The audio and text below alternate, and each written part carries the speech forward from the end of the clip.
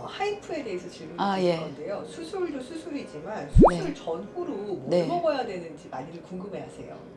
근데 저기 아무래도 모든 수술이 그렇고 하이프도 그렇고요. 장에 가스가 많이 차면 치료하는데 굉장히 또 애로사항이 많이 발생하고, 그리고 수술하고 나서도 회복하는데 좀 문제가 되니까 적어도 가스가 안 차는 음식, 기름지지 않은 음식, 부드러운 음식, 소화가 잘 되는 음식, 뭔가 뭐 너무 튀기거나 뭐 기름지고 붓고 이런 것보다는 양념을 덜 쓰고 끓인 음식, 삶는 음식, 그런 거, 죽 이런 거 얘기 많이 드리죠.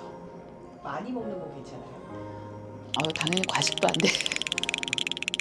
네, 과식하지. 예, 과식하시는 분들 보통 없고, 아무래도 이게 하이프 수술이든 뭐든 수술 잡아놓고 나서는 조금 이제 걱정되고 두려운 마음이 있어서 알아서들 다 소식하고 오시는 것 같더라고요.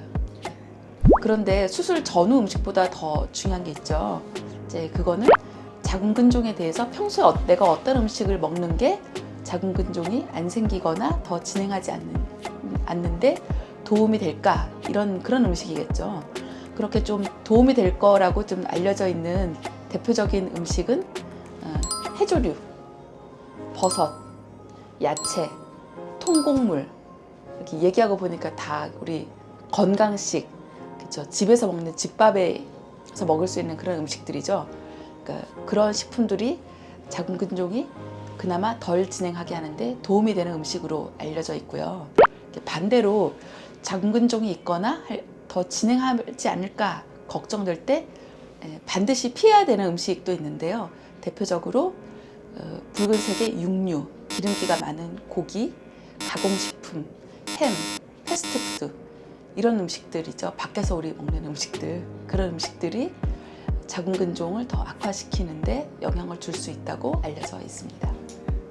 음식 얘기 들을 때마다 느끼는데요, 원장님. 네. 가려먹기 너무 많아요.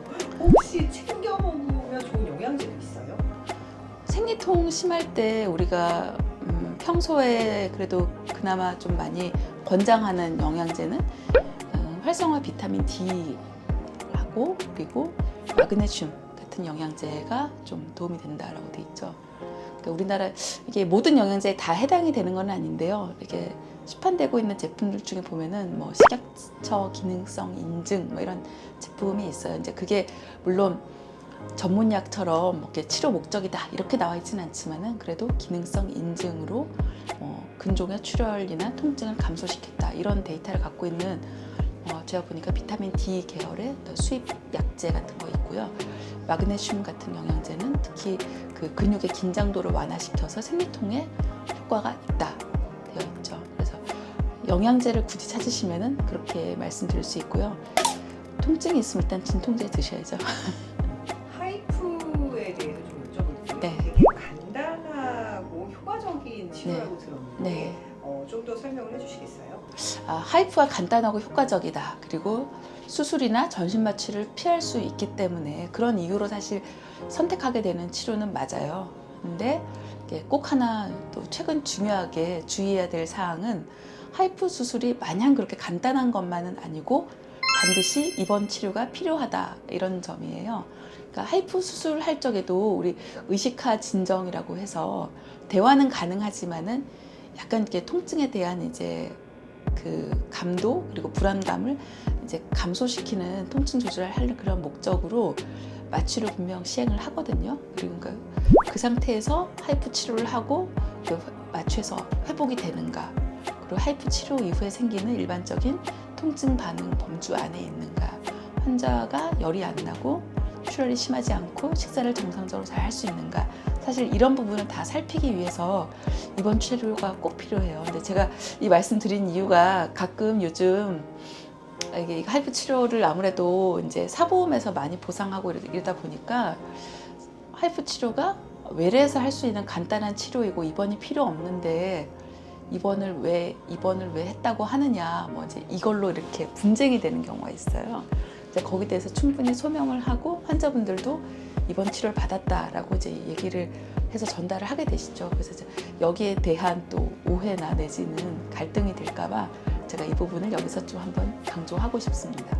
그렇다면 그렇다면 수술 후 불편감은 없나요? 당연히 좀 있죠. 네. 아랫배가 아프거나 또 열감이 느껴지거나 출혈이 있거나 네, 그런 불편감이 있습니다. 이제 그리고 사실 이 정도의 부작용은 대부분의 하이프 치료 받은 분들한테 다 느껴지는 거고요. 이게 정도가 그렇게 심각하지 않다면 또 시간을 두고서 점차 이렇게 좋아지는 경과를 보인다면 크게 걱정하지 않으셔도 될 것 같아요. 근데 드물게 정말 그 예전에 제왕절개 수술이나 뭐 복부 수술의 그 수술 흉터로 에너지가 과하게 흡수가 돼서 그 흉터가 부풀어 오르면서 약간 화상을 입거나 그리고 치료받은 부위 그 근처로 해서 뭐 골반 신경이나 해서 눌렸을 때 저린다든지 아니면 골반 통증이 있다든지 사실 이런 식의 좀 약간 더 심각한 부작용이 드물게 생길 수가 있고요. 그래서 좀 하이프 치료 병원 선택이 좀 중요하지 않을까 저는 이제 그런 생각을 하고요. 환자분들이 이제 회복하실 적에는 앞서 말씀드린 그런 경미한 정도에서 이제 회복이 된다면 큰 걱정 안 하셔도 되고 대부분 퇴원하시고서 2, 3일 안에 일상생활로 복귀를 잘 하십니다. 병원 선택이 중요하다고 하셨는데 네. 어떤 것들을 보고 선택하게 될까요? 하이프 치료를 꾸준히 성과를 쌓으면서 하는 병원 선생님들 찾아가면 되지 않을까 싶습니다. 아마 병원에서 진료하는 그런 시스템이라든지 그리고 의료진의 경험이라든지 그리고 치료 전후, 치료 이후의 사후 관리 이제 그런 부분들이 중요한 것 같아요. 이제 아무래도 이렇게 보존적인 치료이다 보니까 자궁이 남아 있는 상태에서는 이제 그 자궁 근종 조직을 실제로 이제 혈관에 이제 피가 통하지 않게 다 이렇게 절제한 상태라 해도 초음파에 보면은 혹이 남아 있고 그리고 이제 이걸 그냥 아마도 하이프를 치료를 안 하시는 선생님이 그냥 보시게 되면 치료했는데 그냥 혹이 그냥 그대로 있네 이렇게 또 쉽게 말씀하시게 되고 하니까 또 좀 그런 부분에서 또 의료진 사이에 오해도 있고 사실 그런 게 현실이긴 하거든요. 이게 중요한 거는 지속적으로 이제 크기 감소가 있는지 증상 호전이 수개월에 거쳐서 지속적으로 나타나는지 이제 이런 식의 경과 관찰을 하면서 이 치료가 잘 된 치료인가 아닌가 이런 걸 좀 평가하고 향후에 재발의 여지가 있는지 없는지 거기에 대한 면밀한 관찰을 하는 게 필요하다고 생각합니다. 그러면 하이프 치료를 지금 고민하시는 분들에게 네. 한 말씀 하시면서 영상 마무리 보도록 아, 하겠습니다. 사실 자궁근종 치료가 굉장히 다양하게 나왔거든요. 옛날에는 그냥 관찰하느냐 수술하느냐 근데 이제 환자분들이 이제는 여러 가지 비수술적인 치료 그러니까 얼마 전에 NEJM이라는 굉장히 아주 세계 최고 권위의 그런 아티클에서도 이렇게 무조건 수술을 할 것이 아니라 수술 이전에 비수술적인 치료를 해서 보존적인 치료를 적시에 적절히 하는 것이 불필요한 수술을 막고 환자들이 오랫동안 근종으로 인한 증상으로 고생하지 않게 하는 이제 좋은 방법이 될 수 있다라는 그런 권고안이 새로 나오기도 했거든요. 그래서 근종에 대해서 그냥 또 역시 약간 유실금이랑 똑같은데요. 너무 이렇게 골싸매고 이불 속에만 그냥 갇혀 있을 게 아니라 내가 이 근종 때문에 아무래도 이 생리 전후로 너무 힘들고 내 생활에 상당히 지장을 받고 있다 이런 생각이 드신다면 가까운 병원을 찾아서 어떤 치료가 가능할지 좀 더 적극적인 상담과 치료를 받으시기를 권장드립니다.